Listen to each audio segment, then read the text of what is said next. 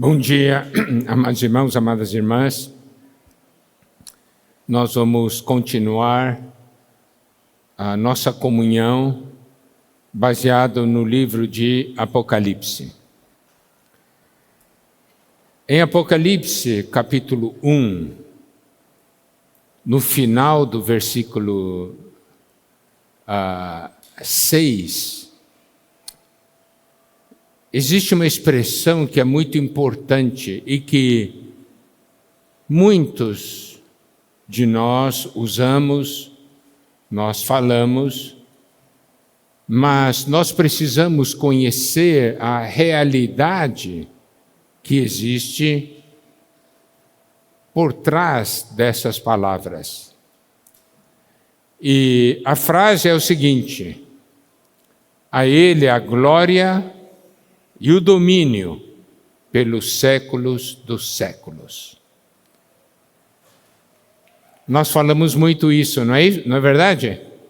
É Ele a glória, é Ele o poder, é Ele o domínio, não é isso? É Ele a honra. Mas qual é a realidade dessa expressão? Claro, por tudo que o Senhor é e por tudo que o Senhor fez, existe esse sentimento de dar tudo a Ele. Mas eu gostaria de saber, você tem glória para dar para o Senhor? Quando eu digo a Ele a glória, o que isso quer dizer? Que você tem uma glória que pode dar para o Senhor? Você entende a minha pergunta? Você tem, a glória sua é maior do que a glória do Senhor? Domínio. Você tem domínio maior que o Senhor? Você tem domínio para dar para o Senhor? Muitas vezes nós falamos, mas não compreendemos o que isso realmente significa. Como é que damos glória e como é que damos domínio ao Senhor? Ele tem glória, Ele tem domínio. Eu não tenho. Você tem? Eu posso ter glória de homem, mas glória de Deus? Entende? Eu sou a fonte da glória de Deus? Não. Então, para que a gente possa trazer para uma experiência pessoal isso aí, vamos ver 1 Coríntios capítulo 1, versículos 30 e 31. Mas vós sois dele em Cristo Jesus, o qual se nos tornou da parte de Deus sabedoria e justiça e santificação e redenção, para que, como está escrito, aquele que se gloria, glorie-se no Senhor. Então, primeiro ponto, para nós experimentarmos isso no que tange a questão da glória, é aquele que se gloria, glorie-se no Senhor. Então, primeiro ponto, o Senhor é a minha glória. Se eu falar assim, a Ele a glória, e eu, no meu viver, eu tenho vergonha de dizer que eu sou do Senhor, eu estou dando glória para Ele? Os irmãos estão começando a compreender o que é isso? Mas se eu me glorio no Senhor, no meu viver diário, eu digo, Ele é a minha glória, eu me glorio de ser cristão, de ser um crente, eu me glorio de ser alguém que ama a palavra de Deus, eu me glorio de ser filho de Deus, eu estou dando a Ele a glória, entendeu? Eu estou confessando, Ele é a glória, Ele tem a glória. Porque não é uma questão de eu falar, Ele tem a glória, mas eu tenho vergonha dEle. Os irmãos estão compreendendo o que eu quero dizer ou não? A Ele o domínio. Eu digo a Ele o domínio, mas eu não deixo Ele me dominar.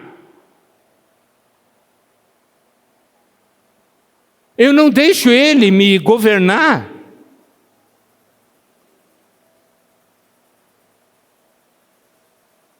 Eu deixo ele governar cada parte do meu ser. Se eu não deixo, o que eu digo a ele, o domínio, é vazio. Então, irmãos, percebem?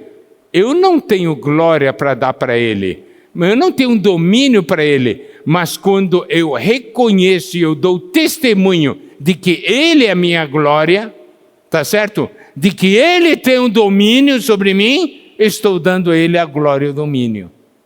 Certo? Então as pessoas vão ver ele alguém que glorifica o Senhor é a glória dele.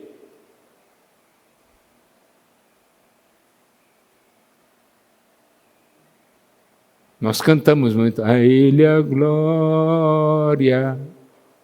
Mas eu não me glorio no Senhor no meu viver diário, no meu testemunho com as pessoas. É ele o poder, é ele o domínio. Eu não deixo ele me dominar. Estamos na era do Apocalipse. Nós vemos essa expressão em alguns lugares de Apocalipse, não é? Nos céus, né? A partir de Apocalipse 4.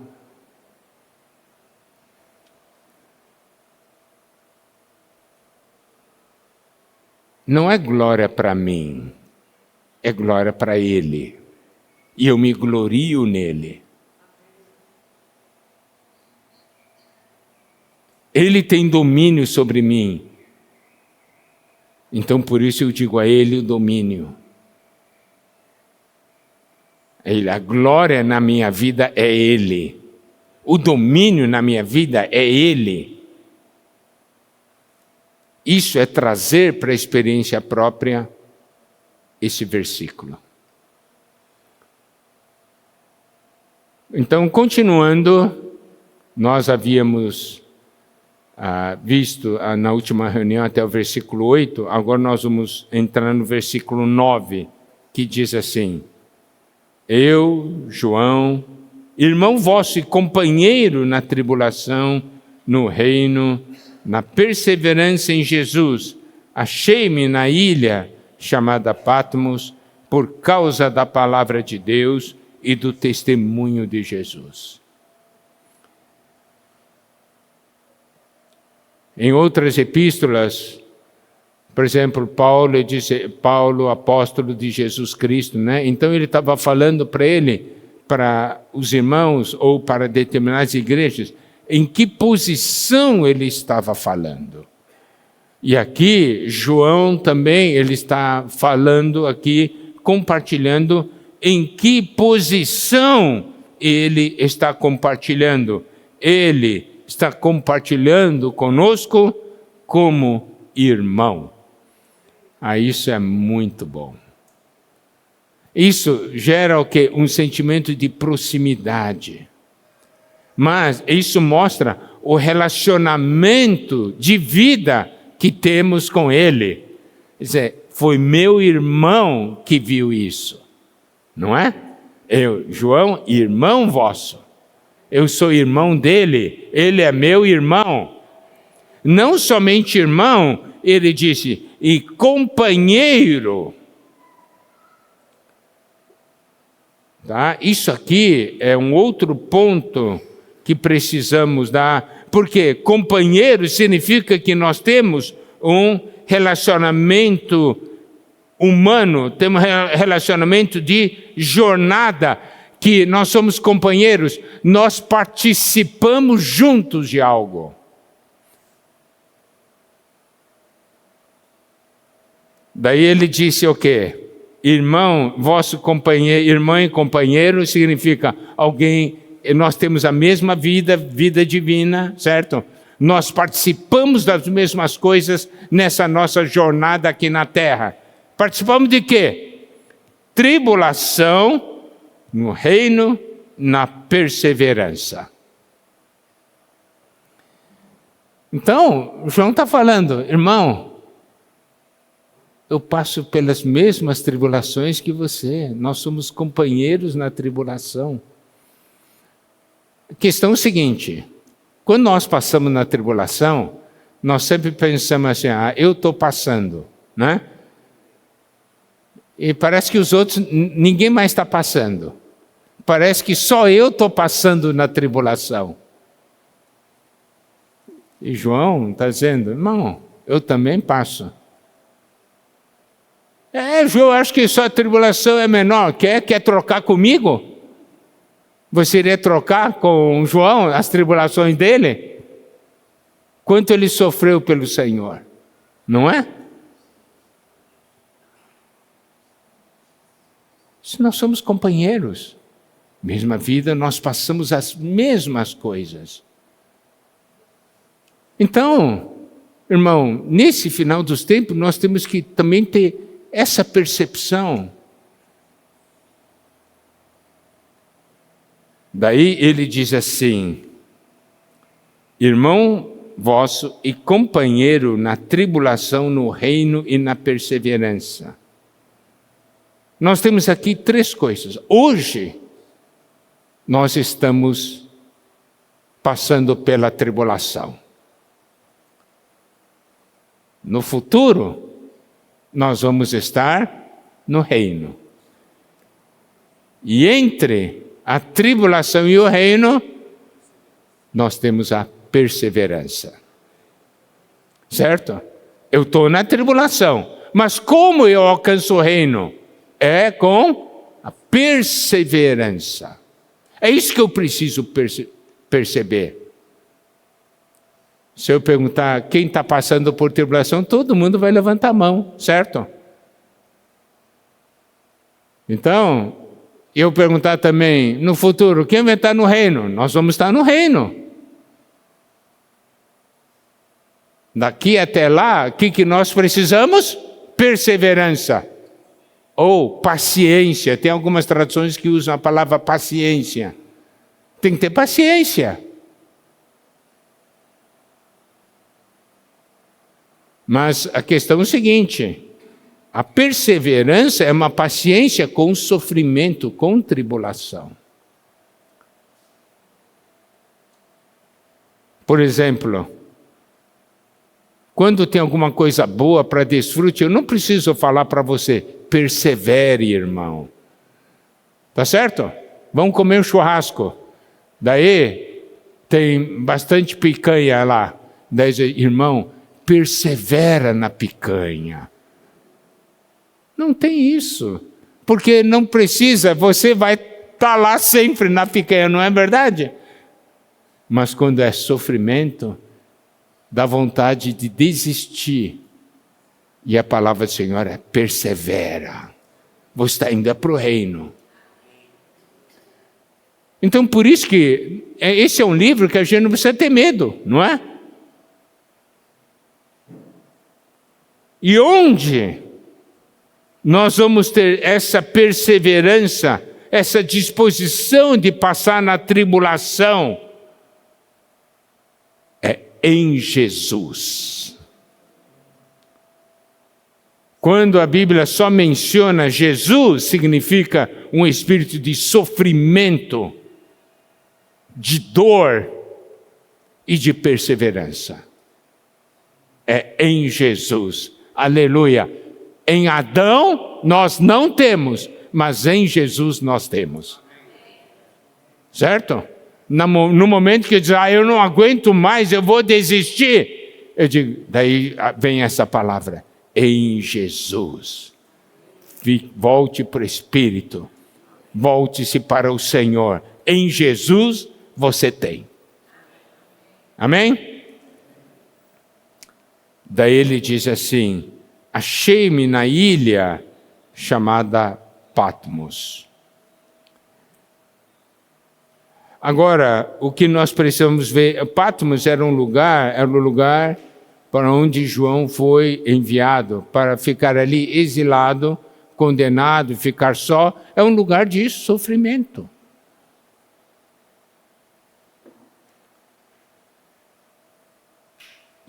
Mas ele, olha só a maneira dele falar. Ele era o último dos apóstolos ainda vivo. as igrejas estavam entrando em desolação. Daí ele é preso e é enviado para Patmos, para essa ilha. Ele poderia estar reclamando, não poderia? Isso, ó Deus, mas não está vendo as igrejas como é que estão? Estão entrando em desolação no momento que eles mais precisam de mim. O Senhor permite que me prendam, agora me coloque aqui no exílio, longe de todo mundo. Ó Deus, você não se importa com a sua igreja? Ele poderia estar falando isso, não poderia? Mas ele falou, não. Ele disse, eu, João, irmão vosso e companheiro na tribulação, no reino e na perseverança em Jesus, achei-me na ilha chamada Patmos por causa da palavra de Deus e do testemunho de Jesus.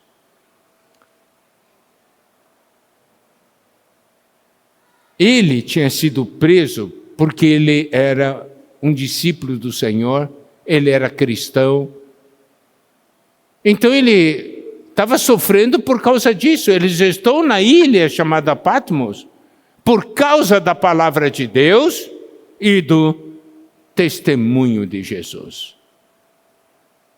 Eu não estou aqui porque eu transgredi leis, porque eu roubei. Eu estou aqui porque eu fui fiel a Deus. Querido irmão, querida irmã, nós temos um conceito, se eu sou fiel a Deus, eu não posso passar por sofrimento, não é verdade? Não, esse conceito do homem. Eu sou fiel a Deus. Então Deus tem o dever de me tratar muito bem porque sou fiel a Ele. E João está falando, né? Eu estou aqui exilado, preso, é porque eu sou fiel a Deus, por causa da palavra de Deus e do testemunho de Jesus. Não somente da palavra de Deus, mas de um testemunho, de um viver por causa da palavra de Deus. Então vamos jogar fora esse conceito de que se eu sou fiel ao Senhor, não pode haver tribulação na minha vida.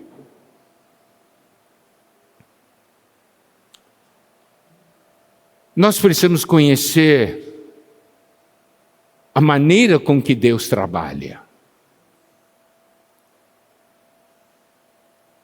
E aí, quando nós vemos essa situação, nós percebemos uma coisa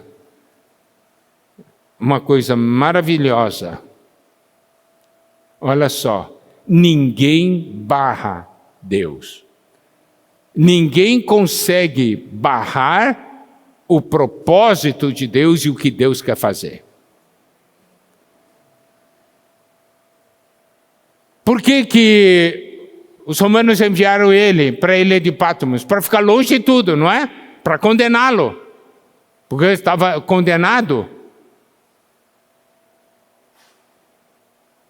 Mas sabe de uma coisa, querido irmão, querida irmã?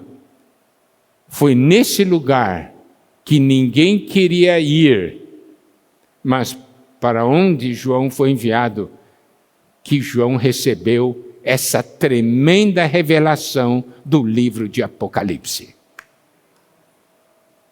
Ele estava sofrendo nessa ilha assim.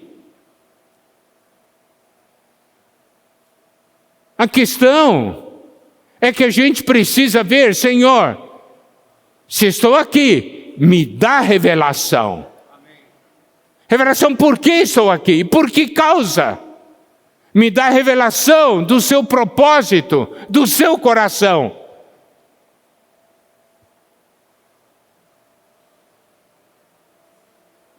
Para os homens, ele está em Patmos, foi uma perda, não é? Mas para Deus foi lucro, porque encontrou alguém que não murmurou, que diz, estou aqui porque sou fiel ao Senhor e vou continuar sendo fiel. Não estava olhando como o homem vê. E olha só, estava ali num lugar de sofrimento. Ele estava na carne? Não. Versículo 10 no início diz: achei-me em espírito. Eu posso estar no sofrimento, mas eu estou no espírito. Nós temos uma tendência, quando entramos no sofrimento, nós começamos a viver na carne. A paz que deveria ser exatamente o oposto. Achei-me em espírito.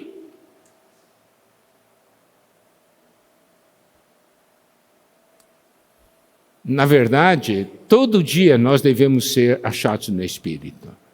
Olha só, Filipenses capítulo 3, versículos 7 e 8 dizem o seguinte: mas o que para mim era lucro, isso considerei perda por causa de Cristo.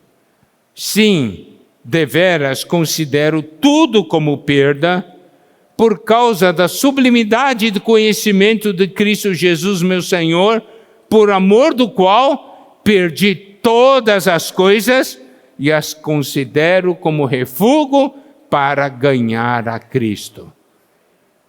Sabe, e aí no início do versículo 9 diz: e ser achado nele.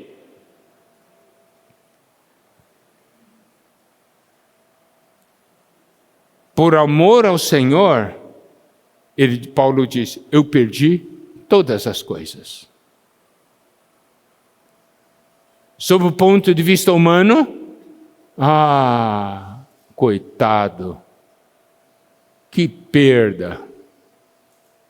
Mas Paulo diz: considero como refúgio. Tudo que eu perdi foi refúgio, foi esterco. Eu perdi tudo, mas eu ganhei Cristo. É uma troca que vale ou não vale a pena? Você vê esse sentimento, e ele diz: ser achado nele. Perdi tudo, mas se você quer me encontrar, você vai me encontrar em Cristo. Vai me encontrar no Espírito. Essa deve ser a nossa atitude no meio das tribulações, no meio dos sofrimentos. Se você passa por uma tribulação hoje, meu querido irmão, querida irmã, como todos nós passamos, nós devemos então perceber que o Senhor usa isso para operar em nós, para tirar o que não é adequado de nós e nos dar da sua própria pessoa. E também fazer com que nós estejamos no Espírito. Então ele disse: achei meu Espírito e no dia do Senhor. Dia do Senhor, a Bíblia menciona, é aquele primeiro dia da semana. Mas, na verdade, para nós, todos os dias devem ser dia do Senhor. Correto? Se eu tenho aquele conceito de que durante 6 dias da semana vou viver para mim mesmo, e o próximo dia, que é o 7º dia, eu vou viver para o Senhor. Esse conceito está errado. Para nós, todos os dias devem ser dia do Senhor. Nós vivemos para o Senhor todos os dias.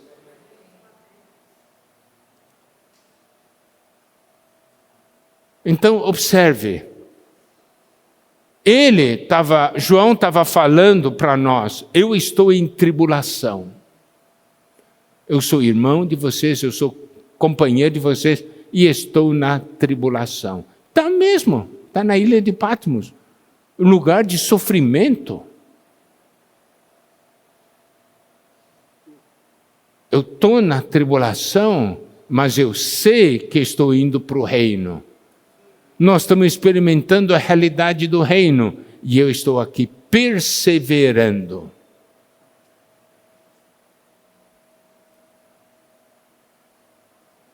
Ele podia estar longe das igrejas porque estava exilado. Você acredita ou não? Você acha que o coração dele estava longe dos irmãos da igreja? Não. O coração dele estava com o Senhor, nas coisas de Deus.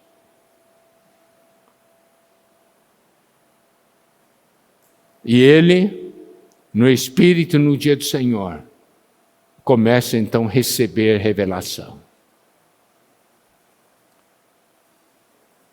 Sabe, diante disso, nós temos que ter uma oração diante do Senhor. Senhor, assim como você se revelou para João, se revela para mim.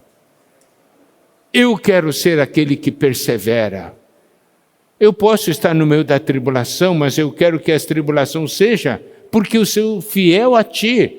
Eu não quero passar por uma tribulação que eu mesmo causei por um erro meu e pelos meus pecados.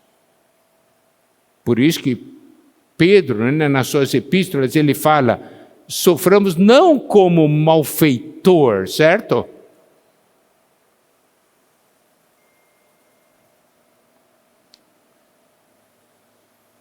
Então, olha só, daí ele começa a ter visão. E aí, achei-me em espírito no dia do Senhor, e aqui continua. E eu vi por detrás de mim grande voz, como de trombeta. E aqui diz, eu ouvi. Eu ouvi.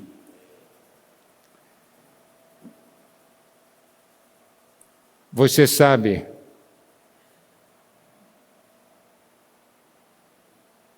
é no Espírito que nós conseguimos ouvir o Senhor. E aqui diz que ouviu uma grande voz.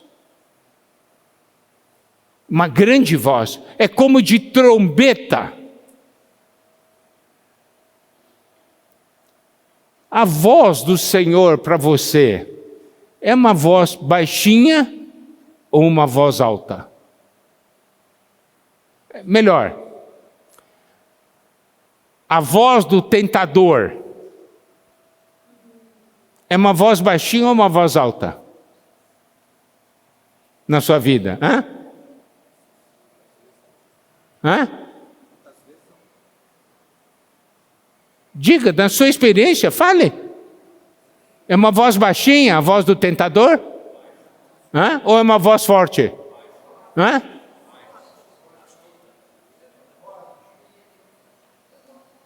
É baixinho ou é forte? Não. Eu estou conferindo com a experiência de vocês. É baixinho ou é forte? Hã? Forte. Porque o inimigo quer que você peque. E ele vai falar assim, bem baixinho para você. Peca, peca. Fala assim, bem baixinho, para você não ouvir. Ele não fala forte, é para você ouvir.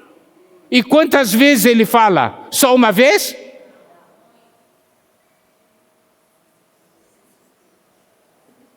Irmãos, eu estou compartilhando isso aqui porque quero trazer a palavra de Deus para nível de experiência. Eu estou levantando questões e problemas para que os irmãos fiquem cientes.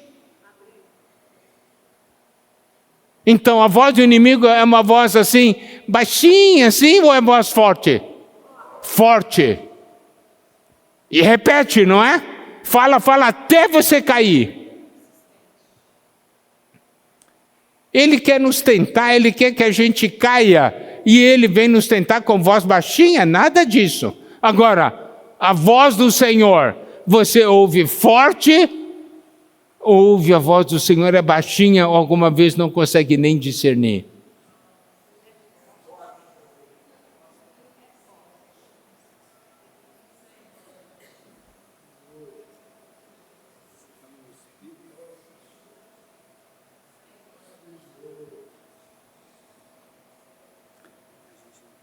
Eu quero ajudá-los, queridos irmãos e irmãs,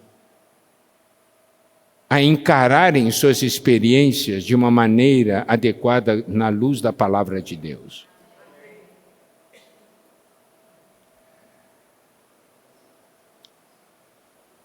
Eu vou falar uma coisa. Muitos irmãos e irmãs vêm pedir ajuda e diz assim: irmão Miguel,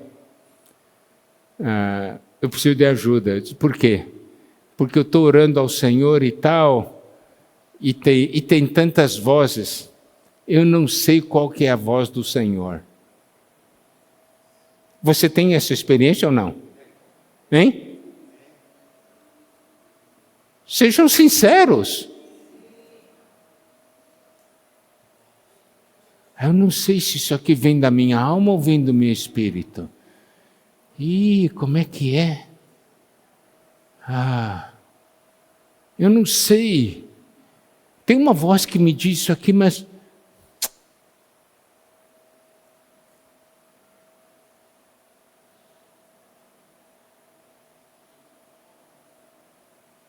Irmãos, quando nós compartilhamos sobre sentidos espirituais, né? Sobre a questão da audição, nós falamos que o Senhor precisa abrir os nossos ouvidos.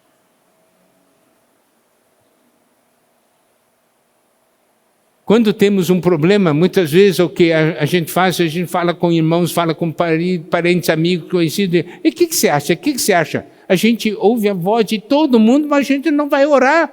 Não está buscando a voz do Senhor. Não queremos ouvir o Senhor, ouvimos as opiniões das pessoas.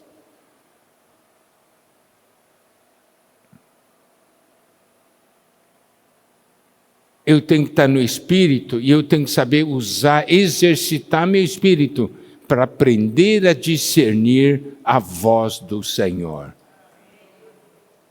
Eu tenho que orar e pedir para o Senhor, né? Olha só, né? Em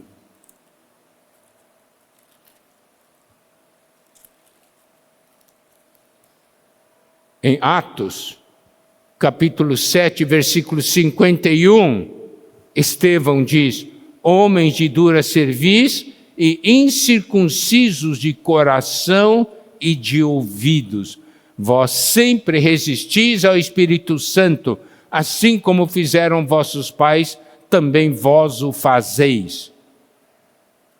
Então Estevão estava falando para aqueles judeus o grande problema que tinham. Homens de dura cerviz significa pescoço duro, nunca dobra a cabeça, não se rende ao Senhor, sempre resiste. O Senhor diz: baixa a cabeça. Não baixa a cabeça de jeito nenhum. Então, dura cerviz. Segundo, incircuncisos de coração e de ouvidos.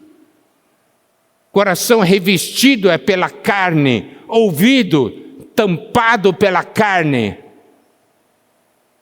Então, Estevão está falando, vocês precisam de uma circuncisão, é no coração e no ouvido. Por isso que vós sempre resistis ao Espírito Santo. O Espírito Santo fala para você, se humilha, você resiste. Nós achamos que não é nada. Não, eu não estou errado. O Senhor diz: se humilhe. Não. Baixa a cabeça. Não. Já pediu perdão ao Senhor por causa disso?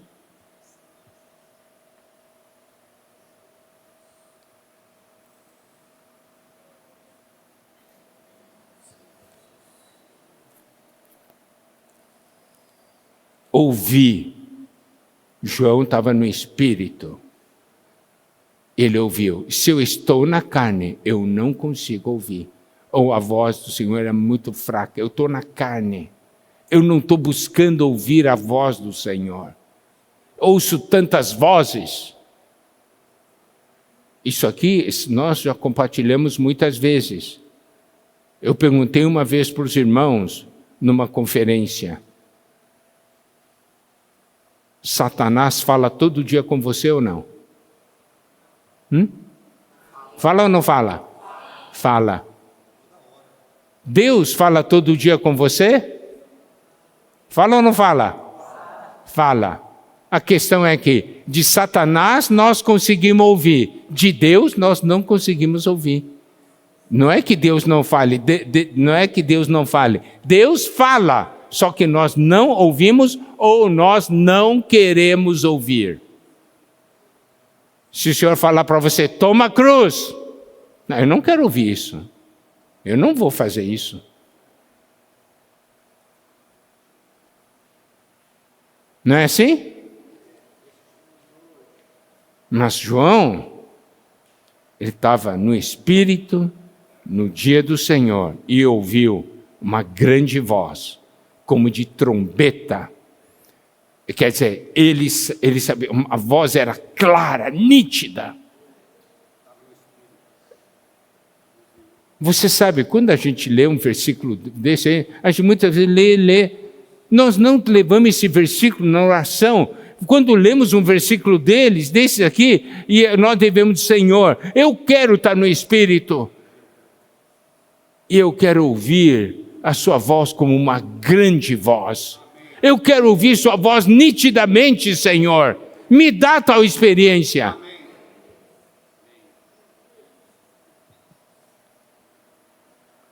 E aqui diz, é como de trombeta. Isso aqui também é algo muito importante.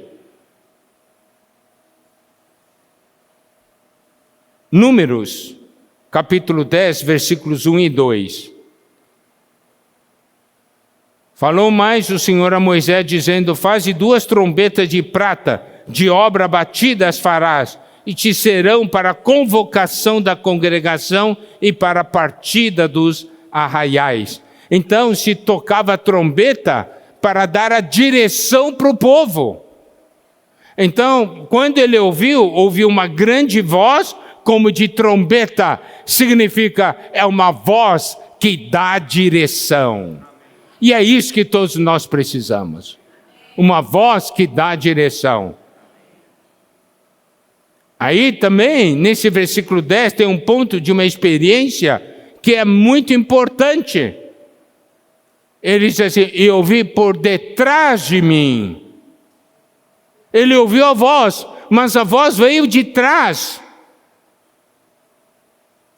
E essa voz dizia o quê? O que vês, escreve em livro e manda às 7 igrejas. Éfeso, Esmirna, Pérgamo, Tiatira, Sardes, Filadélfia e Laodiceia. E essa voz estava falando para ele, o que você vê, você deve escrever e mandar às 7 igrejas. Eu tenho uma mensagem, eu tenho um recado, eu tenho coisas que essas igrejas precisam saber. Você vê, ele teve uma atitude, João teve uma atitude, a voz estava por detrás dele. Versículo 12, primeira frase, voltei-me para ver quem falava comigo. Voltei-me para ver quem falava comigo. Isso quer dizer o quê?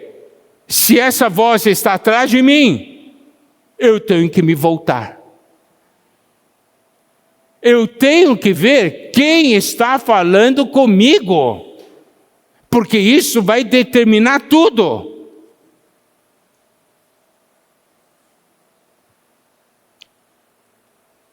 Nós não podemos ser aqueles que ouvi a voz.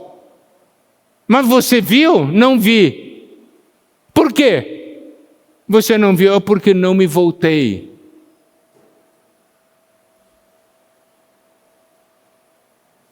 Nós precisamos ter atitudes positivas diante do Senhor.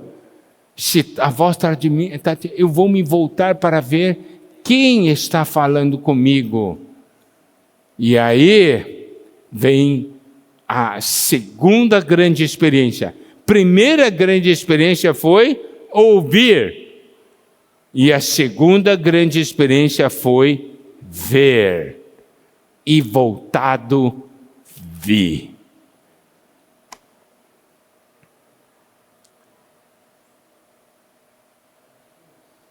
Isso é algo, irmãos, que precisamos dar muita atenção. E precisamos ver também, uma coisa, que é algo que ocorre no nosso espírito. Eu tenho que estar no espírito para ouvir, e eu tenho que estar no espírito para ver. E você sabe, esse livro de Apocalipse é composto de 4 visões principais. Nós vamos agora ver, e em cada uma dessas 4 visões principais, João estava em espírito. Nós vamos agora ler essas porções. A primeira visão que ele teve quando estava no espírito. Nós vamos ler novamente Apocalipse 1, versículos 10 a 13. Achei-me em espírito no dia do Senhor, e ouvi por detrás de mim grande voz, como de trombeta, dizendo: o que vês, escreve em livro, e manda às 7 igrejas: Éfeso, Esmina, Pérgamo, Tiatira, Sardes, Filadélfia e Laodiceia. Voltei-me para ver quem falava comigo, e voltado vi 7 candeeiros de ouro, e no meio dos candeeiros um semelhante a filho de homem, com vestes talares e cingido à altura do peito com uma cinta de ouro. Então, essa é a primeira porção que menciona que ele, em espírito, viu algo. Então, essa é a primeira visão em espírito.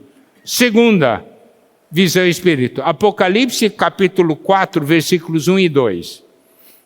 Depois dessas coisas olhei, e eis não somente uma porta aberta no céu, como também a primeira voz que ouvi, como de trombeta ao falar comigo, dizendo: sobe para aqui e te mostrarei o que deve acontecer depois dessas coisas.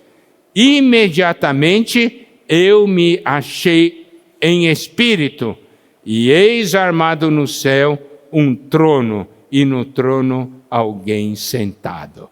Está vendo? Então, novamente, ele está em espírito e ele vê algo. Ele vê o trono e alguém sentado no trono. Terceira visão. Então, essa primeira visão se refere à visão das igrejas, né? Segunda visão se desenvolve ao longo de muitos capítulos. É a visão do destino do mundo. Terceira visão é a visão da grande Babilônia. Apocalipse capítulo 17, versículo 3. Transportou-me o anjo em espírito a um deserto, e vi uma mulher montada numa besta escarlate, besta repleta de nomes de blasfêmia, com 7 cabeças e 10 chifres. E depois nós temos a quarta visão, que é da Nova Jerusalém. Apocalipse 21, versículo 10. E me transportou em espírito até uma grande e elevada montanha, e me mostrou a santa cidade, a Jerusalém, que descia do céu da parte de Deus.